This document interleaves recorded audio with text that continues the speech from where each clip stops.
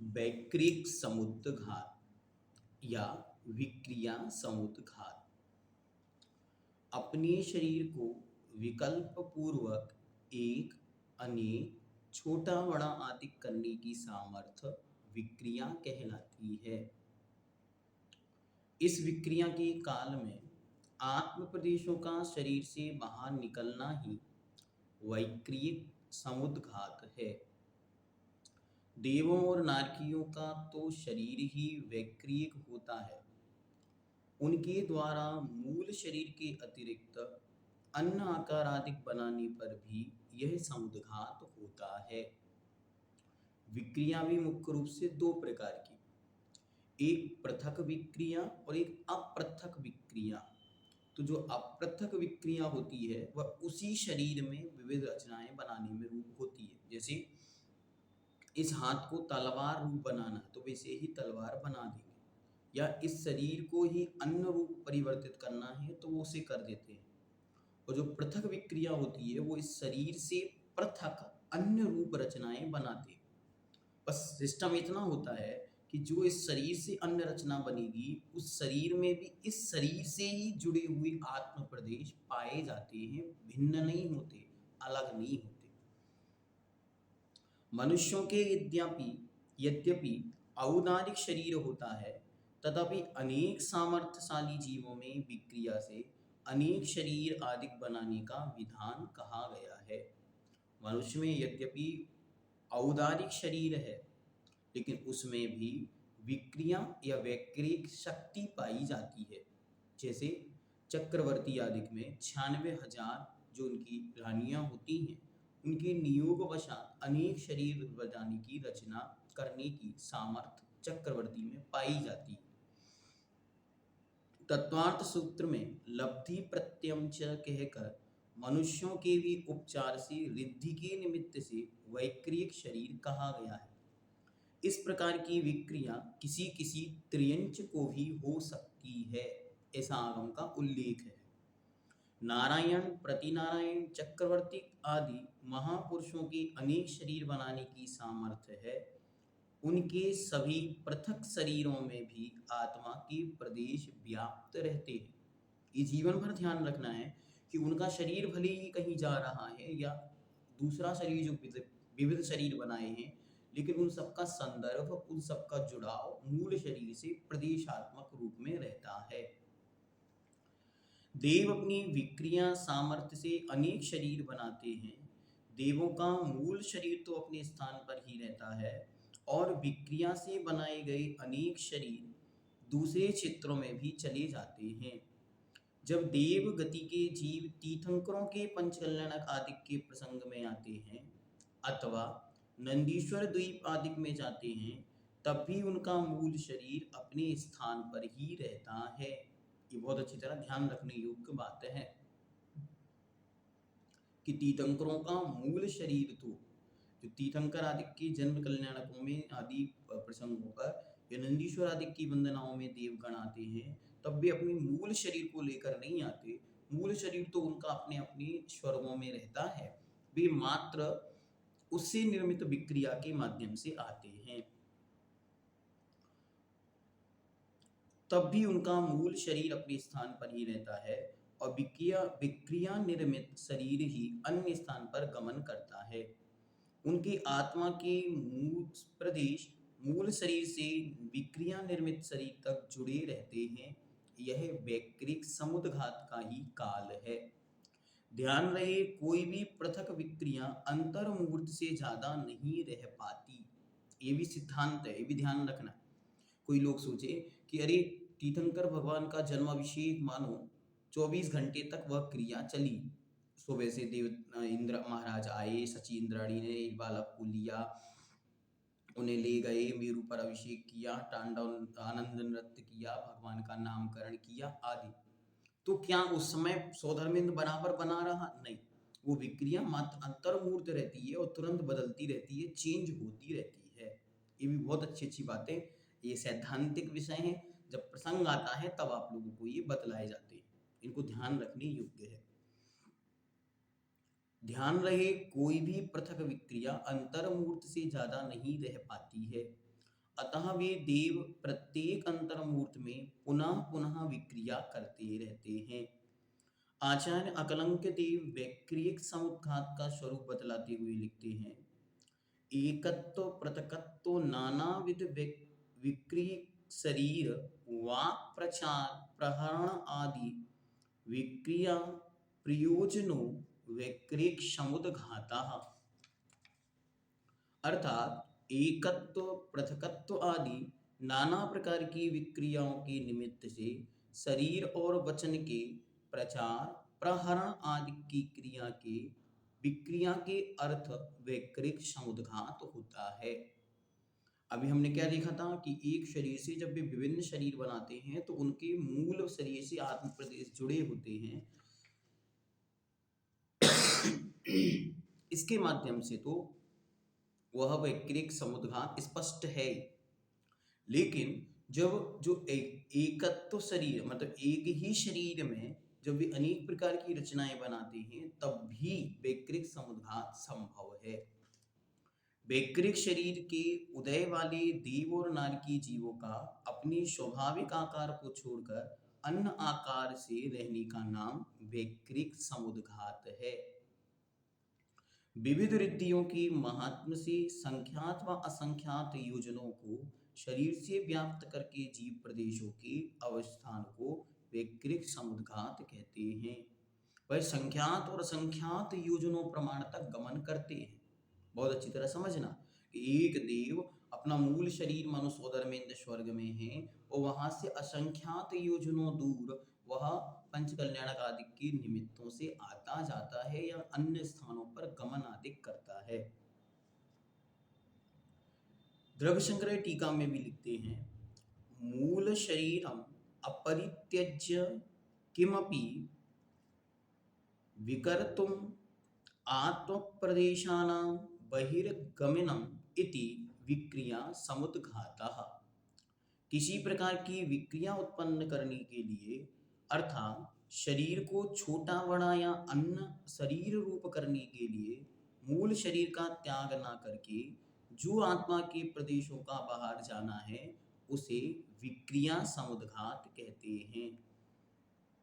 उक्त प्रमाणों के अनुसार वैक्रिक शरीर वाले जीवों के द्वारा दूसरा शरीर भी बना लिया जाता है। यहाँ शरीर तो दो हैं परंतु दोनों में एक ही आत्मा विद्यमान है। एक आत्मा दो भागों में विभक्त नहीं हुई। आत्मा तो मूल शरीर में ही है लेकिन अन्य शरीरों में उसके प्रदेश कार्य कर रहे। मात्र दो ही नहीं, हजारों शरीरों में भी एक ही समय में एक ही आत्मा व्याप्त रहे, यह वैक्रिक समुद्घात में संभव हो जाता है। ध्यान से समझना, अच्छा विषय, बहुत सुंदर। चक्रवर्ती एक ही समय में 96,000 रानियों के साथ रहता है, तब भी मूल शरीर से आत्मा के प्रदेश प्रत्येक दूसरे शरीर तक फैले रहते हैं। ऐसी ही सामर्थ्य नारायण प्रतिनारायण आदि की भी पाई जाती है। रावण अपने अनेक शरीर बना लेता था, यह वैक्रिक समुद्घात की बात है। नारकियों और देवगति के जीवों की विक्रिया अलग अलग प्रकार की होती है। इनमें मूल क्या अंतर है तो देखते। देवों की विक्रिया पृथक विक्रिया भी होती है। वे मूल शरीर को छोड़कर भी अनेक शरीर बना सकते हैं, किंतु नारकियों के अपृथक विक्रिया ही होती है। दो प्रकार की विक्रिया जो आपको पहले बतलाई थी, एक में तो वे मूल शरीर के अलावा भी अन्य शरीर बनाते हैं और एक विक्रिया में मात्र जो मूल शरीर है उसमें ही आकार प्रकार चेंज कर सकते हैं, लेकिन अन्य शरीर की रचना नहीं होती। तो जो नारकी हैं उनकी केवल अपृथक विक्रिया होती है, अर्थात अपने ही मूल शरीर में कोई परिवर्तन संभव है। वे अपने मूल शरीर को ही अस्त्र शस्त्र आदि रूप बना सकते हैं। नारकी अपने परिणामों के द्वारा विक्रिया से अस्त्र शस्त्र की रचना करते हैं। उस अस्त्र शस्त्र की रचना में उनकी आत्मा के प्रदेश व्याप्त रहते हैं। यह वैक्रिक समुद्घात है। देवों का मूल शरीर हमेशा अपने निवास स्थान पर ही रहता है।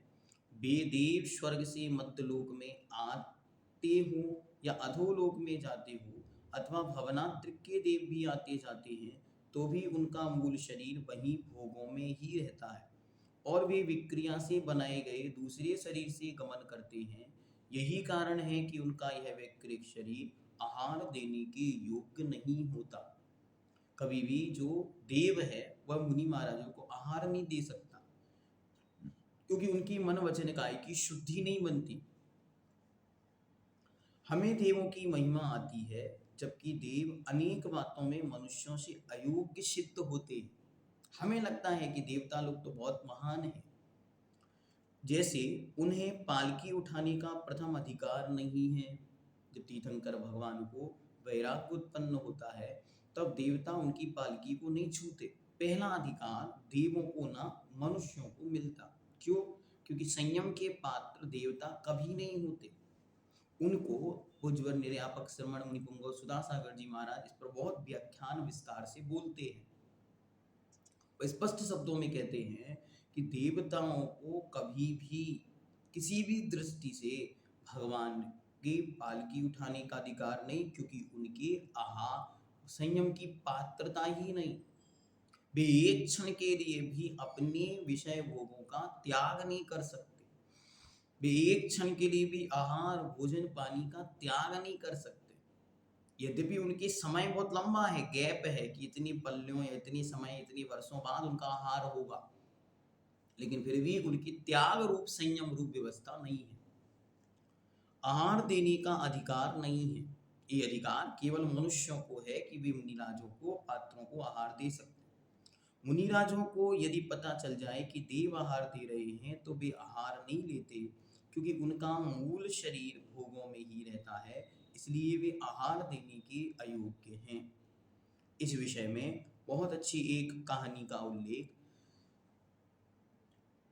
भद्रबाहु चरित्र के अंदर किया गया है कि वहां पर एक चंद्रगुप्त महाराज जब बहुत दिनों तक आहार को निकले और उन्हें आहार नहीं मिला, तब देवताओं ने एक नगरी की रचना करके और उन्हें आहार कराए थे। लेकिन जब महाराज को पता चला तो महाराज ने आचार्य महाराज से प्रायश्चित मांगा और उन्हें प्रायश्चित दिया गया। शमोशरण की रचना भी विक्रिया का ही एक प्रकार है। विक्रिया से निर्मित कोई भी रचना अंतर्मूर्त से अधिक नहीं टिकती। शमोशरण का मूल स्वरूप अधिकांशतः विक्रिया से ही बनता है और उसके निर्माण की सामग्री कुबेर के खजाने से आती है, तथा कुछ सामग्री विक्रिया की ही बनी होती है। वहाँ पर भी कुछ चीज़ें बनाई जाती हैं, कुछ चीज़ें व्यवस्थित बनी हुई कुबेर के खजानों में हैं, वहाँ से भी लाकर एज इट इज फिट की जाती हैं।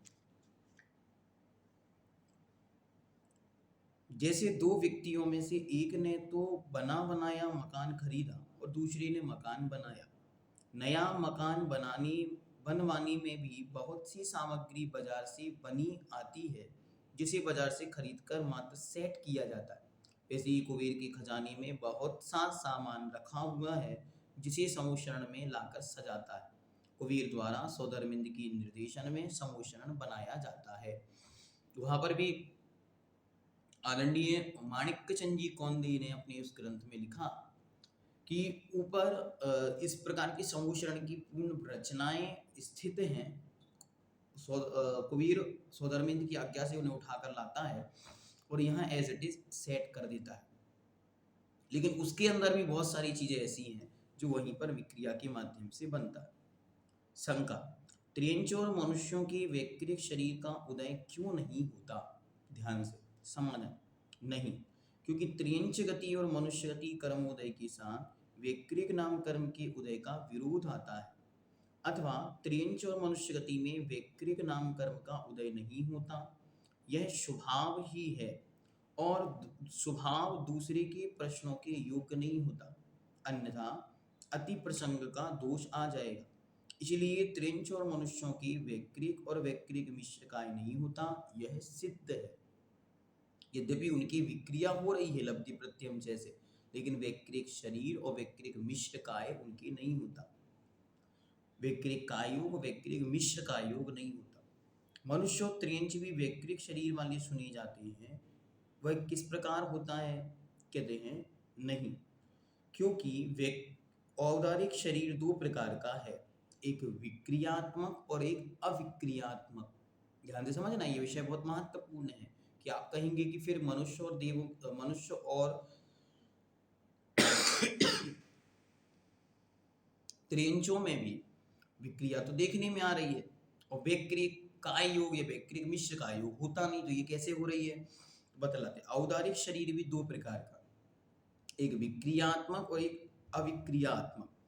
उसमें से जो विक्रियात्मक औदारिक शरीर है वह मनुष्य और त्रियंचों की विक्रिया रूप से कहा जाता है, उसका यहाँ पर ग्रहण नहीं किया क्योंकि उसमें नाना गुण और रिद्धियों का अभाव है।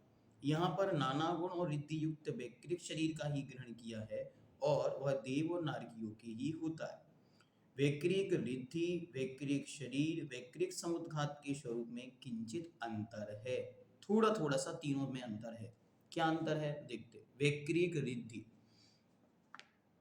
विशेष प्रकार की क्रिया को विक्रिया कहते हैं।